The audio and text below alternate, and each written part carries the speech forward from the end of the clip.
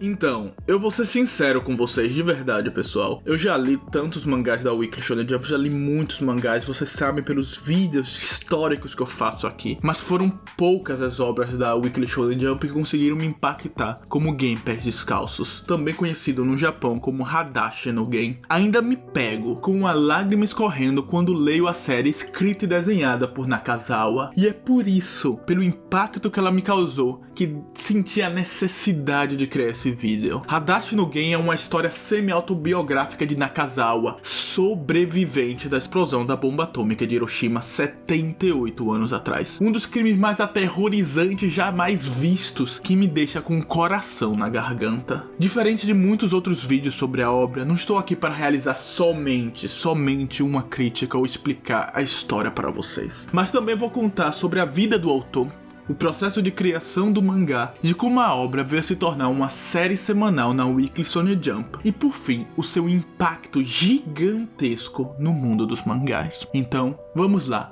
nos aprofundar na criação de um dos mangás mais importantes da Weekly Shonen Jump.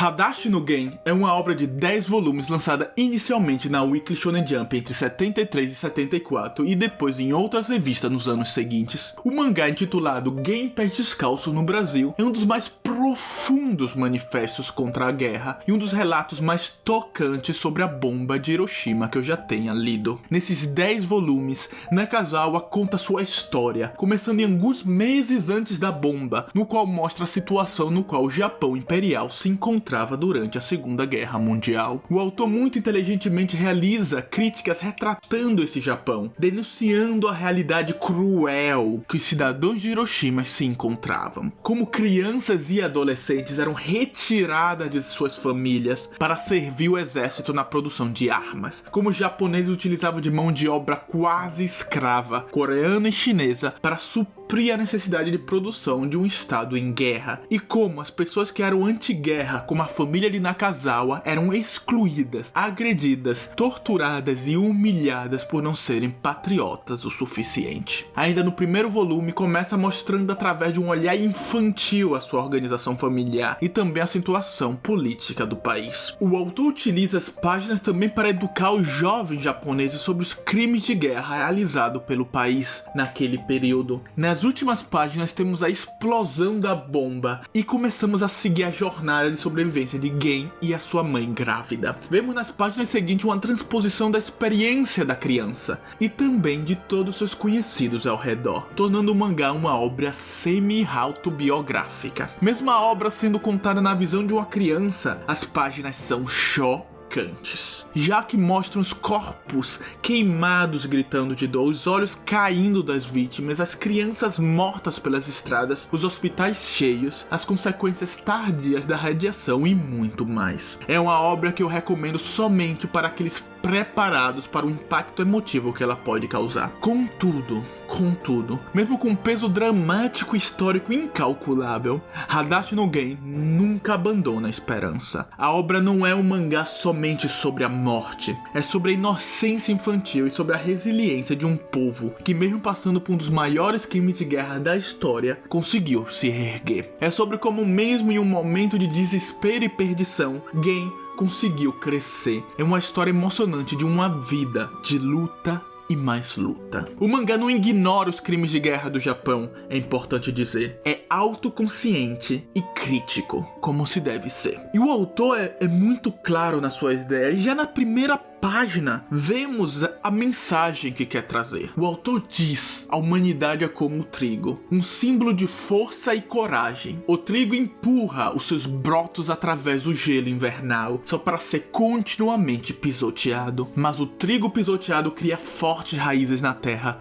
e cresce vivaz. E um dia, esse grão dará fruto. Um dia, a geração de Hiroshima deu frutos e a esperança sobreviveu.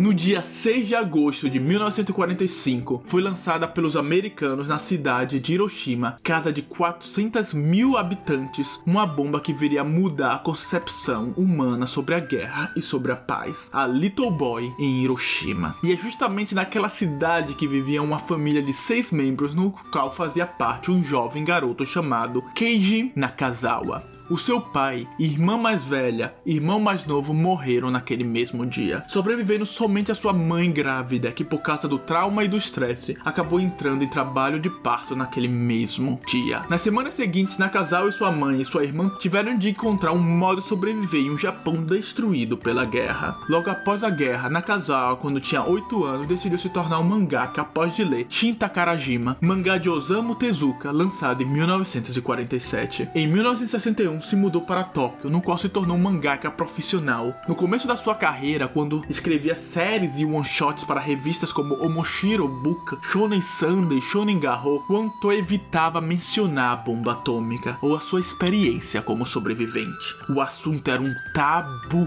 para ele, por causa da discriminação que os sobreviventes das bombas sofriam no Japão. Tudo mudou em 1966, quando ele teve que retornar para Hiroshima para enterrar sua mãe, vítima das consequências da radioatividade da bomba. Após a cremação, Nakazawa notou que não restou os ossos da sua mãe, algo comum após a cremação. A radiação havia destruído completamente os seus ossos, o que levou a pensar sobre a possibilidade de que a radiação também estivesse comendo os seus. Nakazawa, furioso pelo modo que sua mãe morreu, prometeu nunca mais perdoar os japoneses defensores da guerra e os americanos que apoiaram o lançamento da bomba. Voltando para Tóquio, desenhou seu primeiro mangá sobre a bomba atômica e o enviou para várias revistas diferentes, sendo negado por todas, já que viu a questão como politicamente delicada. O autor só teve resposta positiva da revista Manga Punch, que além de ter gostado do mangá, também permitiu ao autor escrever uma série de histórias intituladas Black Series. O talento de Nakazawa assim também chamou a atenção de Tadasu Nagano, que havia apenas criado a Weekly Shonen Jump. Tadasu Nagano era o editor-chefe da Weekly Shonen Jump, revista apenas criada por ele em 68, e estava em busca de autores talentosos para assim transformar o seu projeto em um sucesso comercial. Nagano, mesmo sendo muito severo na questão editorial e trabalhistas, quando o assunto era a guerra, era completamente contrário, tendo uma visão parecida com a de Nakazawa. Durante o reinado de Nagano, eram proibidos publicar mangás que podiam ter uma apologia a qualquer guerra ou batalha sangrenta. Por isso, os trabalhos anti-guerras de Nakazawa e até mesmo suas histórias mais simples e menos políticas eram de muito agrado para Nagano, que o deixou publicar um one-shot na segunda edição em absoluto da revista, ainda em 68. Porém, Hadashi no Gen só veio a ser lançado na edição 25 de 1973, após uma boa recepção do one-shot da série no ano anterior. A vida de Hadashi no Gen na revista não foi simples. A série tinha uma boa recepção da crítica e também do público adulto,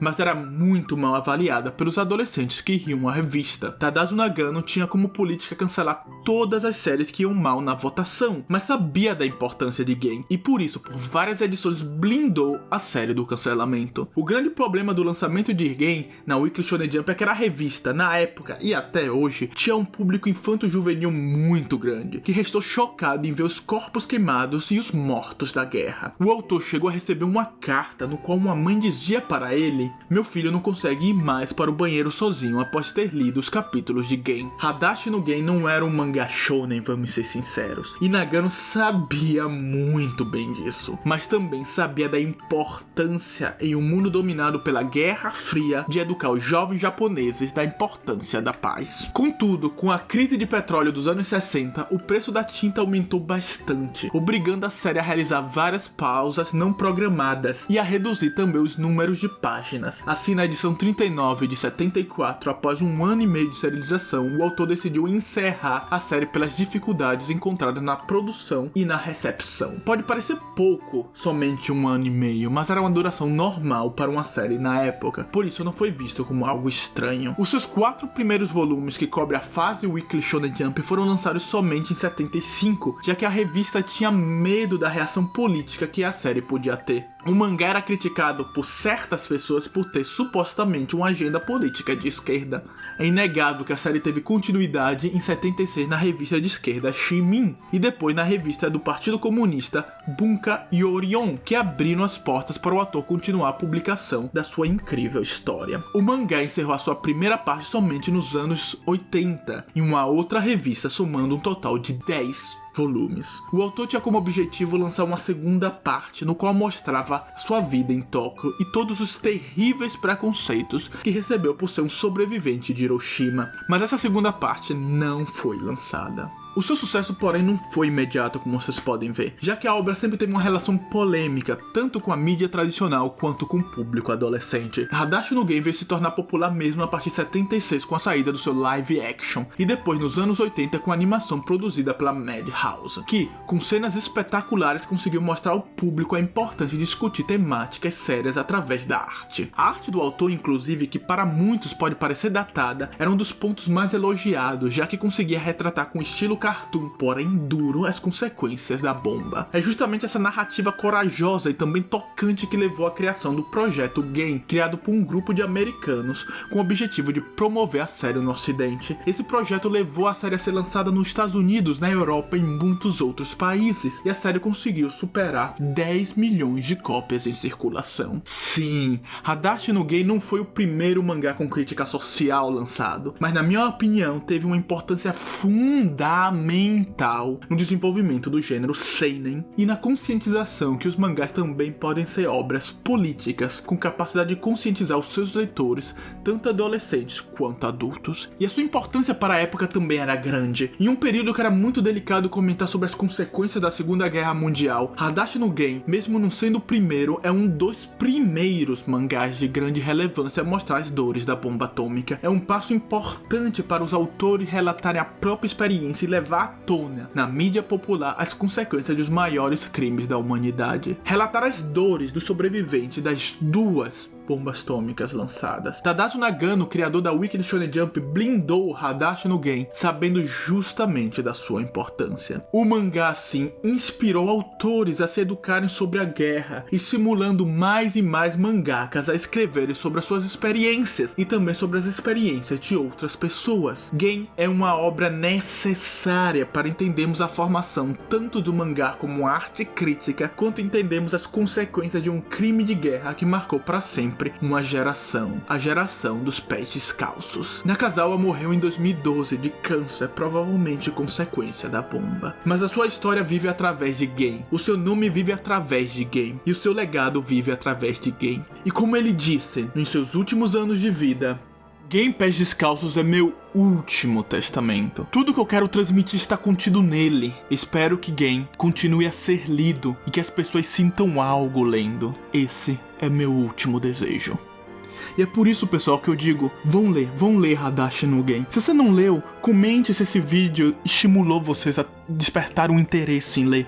Se vocês já leram, diga o que vocês acharam. E eu agradeço realmente para quem chegou até o final. No canal vai sair muitos outros vídeos, então se inscrevam, dê like e até o próximo vídeo.